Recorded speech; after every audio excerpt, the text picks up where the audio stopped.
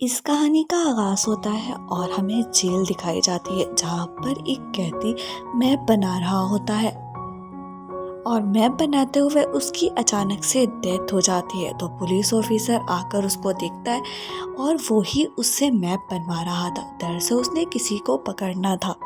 अब हम एक लड़के को देखते हैं जिसका नाम माइकल होता है। वो एक क्लास में पढ़ा था। वहाँ पर एक लड़की थी जिसको वो अपनी फ्रेंड बनाना चाहता था और वो उसकी बहुत सारी पिक्चर्स और वीडियोस बनाया करता था जो वो बाद में देखा करता था। अब एक पुलिस ऑफिसर माइकल की क्लास में आती हैं और वो इन्हें बताती हैं कि बच्चों, आप जानते हो ना, आपकी क्लास का एक बच्चा काफ़ी दिनों से मिसिंग है। हम उसे ढूंढने की पूरी कोशिश कर रहे हैं। दरअसल ये माइकल की ही मदर होती हैं। क्लास में बैठे हुए अचानक से माइकल के नोज से खून आने लगता है। वो जल्दी से वॉशरूम में जाता है और उसके क्लास फेलोज वहाँ पर भी पहुँच जाते हैं। वो बहुत ज़्यादा माइकल को परेशान करते हैं क्योंकि माइकल खुद को डिफेंड नहीं कर सकता था। इसी वजह से वो इतना तंग किया करते थे। अब माइकल गुस्से से अपने घर पर आ जाता है। वो बस यही सोचा करता था काश उसमें कोई ऐसी पावर्स आ जाए कि वो इन सब से बदला ले सके। माइकल का एक फ्रेंड उसे बताता है कि उसके एक फ्रेंड के घर पर पार्टी है। तो उसे याद आता है कि हाँ, उसको उस पार्टी में जाने के लिए एक अच्छा सा ड्रेस चाहिए होता है। तो वो शॉप में जाता है और ड्रेस खरीदने लगता है। वहाँ पर मौजूद एक बच्चा माइकल से कहता है कि ये चाइनीज कॉस्ट्यूम है, ये खरीद लो, ये तुम्हें बहुत सारी पावर्स भी दे देगा। माइकल वहाँ पर तो वो ड्रेस खरीद लेता है, मगर घर आकर जब वो पहनकर बैठता है तो उसको कुछ ज़्यादा अच्छा महसूस नहीं होता। इतने में उसकी मदर आ जाती है। तो वो अपनी मदर से कहता है कि ये कॉस्ट्यूम कुछ ज़्यादा अच्छा नहीं है, वहाँ पर मौजूद लोग बहुत अच्छे अच्छे कॉस्ट्यूम पहन कर आएंगे। तो उसकी मदर उसे कहती है कि बेटा, किसी की बात पर इतना गौर नहीं करते, तुम्हारी अपनी पर्सनैलिटी है। दरअसल माइकल के फादर की डेथ हो चुकी थी। अब उसकी मदर अकेले ही उसे पाल रही थी, मगर माइकल अपने फादर को बहुत ज़्यादा मिस किया करता था कि अगर वो होते तो लड़के उसको इतना तंग ना करते जितना अब करते हैं। इसके बाद वो पार्टी में चला जाता है। वहाँ पर मौजूद लड़के माइकल को तंग करने लगते हैं कि हमें मालूम है तुमने उस लड़की की पिक्चर्स और वीडियोस बनाई हुई है। उसके बाद वो उन पिक्चर्स और वीडियोस को वहाँ पर चला देते हैं, जिसकी वजह से उस लड़की को बहुत ज़्यादा गुस्सा आता है। वो माइकल पर चिल्लाने ही वाली होती है कि माइकल जल्दी से वॉशरूम में जाता है और ख़ुद को वहीं पर बंद कर लेता है। अब माइकल शीशे में खड़े होकर खुद से बातें करने लगता है कि इस कॉस्ट्यूम में तो बहुत पावर थी, तो बताओ तुम में क्या पावर है। फिर वो कहता है कि क्या मैं इनविजिबल हो सकता हूँ। फिर अचानक से लाइट ऑफ होती है और माइकल इनविजिबल हो चुका था।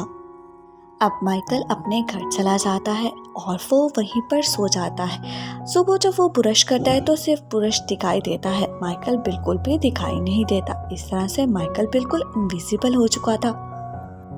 अब माइकल अपने स्कूल जाता है जहाँ पर मौजूद एक शख्स जिसने ब्लैक ग्लासेस लगाई होती हैं वो माइकल को देख लेता है। मगर माइकल अपनी क्लास में चला जाता है और कोई उसको देख ही नहीं पाता। वो बोर्ड पर इंक गिराता है तो एक बच्चे के पास वो गन फेंक देता है, जिस पर टीचर को लगता है कि उस बच्चे ने फेंकी है। फिर वो ग्राउंड में जाकर दूसरे बच्चों को तंग करने लगता है जो उसको तंग किया करते थे।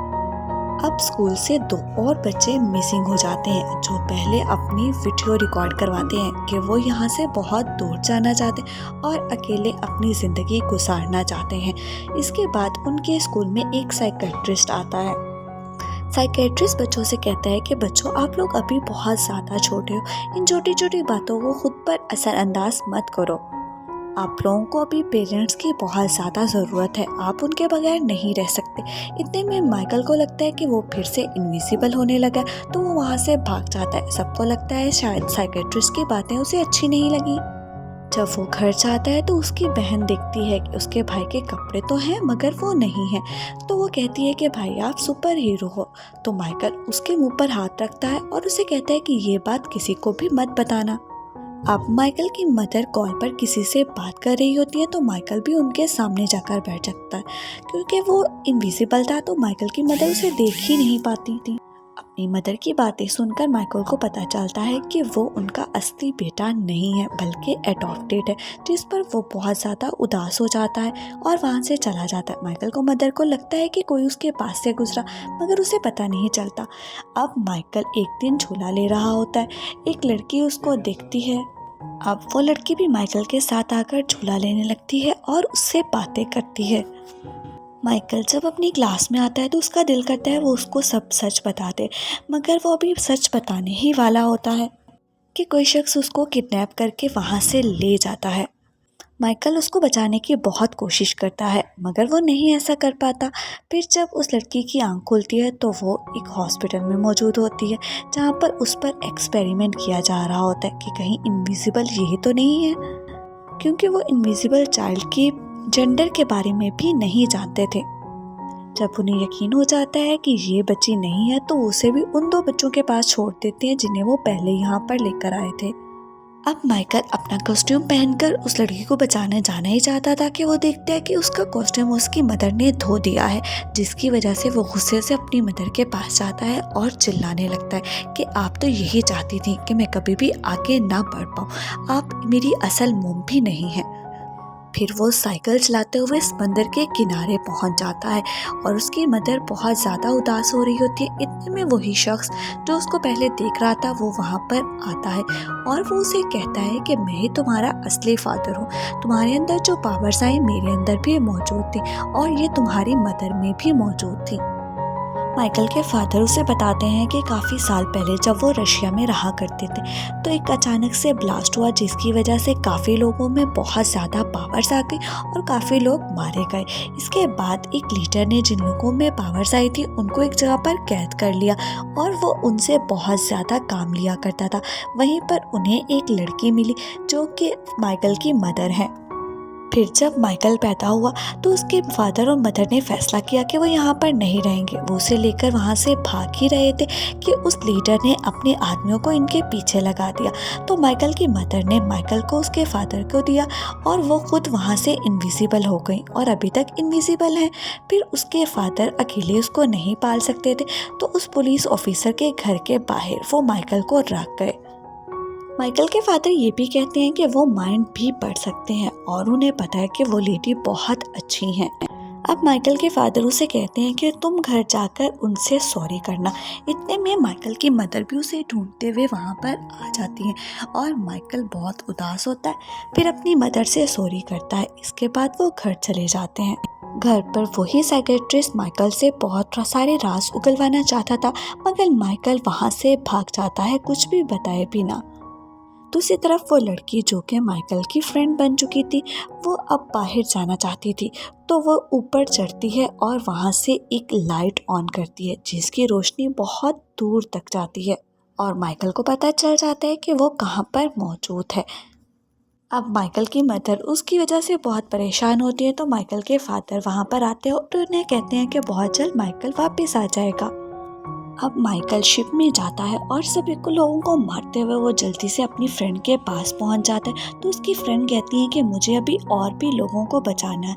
तो माइकल अपनी गन अपनी फ्रेंड को दे देता है, मगर वो फ्रेंड गन पकड़ते ही माइकल पर ही तान देती है। ऐसा लग रहा था शायद उसे कोई और कंट्रोल कर रहा था। फिर हमें पता चलता है कि वहाँ पर मौजूद एक बूढ़ा आदमी जिसने उस साइकेट्रिस्ट और इस लड़की दोनों को अपने कंट्रोल में कर लिया था। वो बूढ़ा आदमी जिसको भी टच करता था उसे अपने कंट्रोल में कर लेता था। पहले उसने उस साइकेट्रिस्ट को टच किया, फिर उसने इस लड़की को। अब वो माइकल को एक रूम में बंद करके सबमरीन को नीचे करना शुरू कर देते हैं ताकि वो माइकल को किसी और मुल्क लेकर जा सके। मगर माइकल अपनी एबिलिटीज़ का बहुत अच्छा इस्तेमाल करता है और सभी चीज़ों को डिस्ट्रॉय करके अपनी फ्रेंड्स को लेकर वहाँ से बाहर आ जाता है। उसके पेरेंट्स उसे देखकर बहुत ज़्यादा खुश होते हैं और माइकल अब सबके सामने ही अपनी एबिलिटी का इस्तेमाल करते हुए वहाँ से गायब हो जाता है। मगर उसके फादर कहते हैं कि बेटा, इन एबिलिटीज़ का दुनिया के सामने इस्तेमाल नहीं किया करते। अब माइकल के फादर सबकी मेमोरी लॉस कर देते हैं, जिसकी वजह से उन्हें याद ही नहीं रहता कि उन्होंने ऐसा कुछ देखा है। और जब उनकी मेमोरी वापस आती है तो वो माइकल को देखने से पहले की होती है। उन सबको ये तो याद होता है कि कुछ बच्चे किडनैप हुए।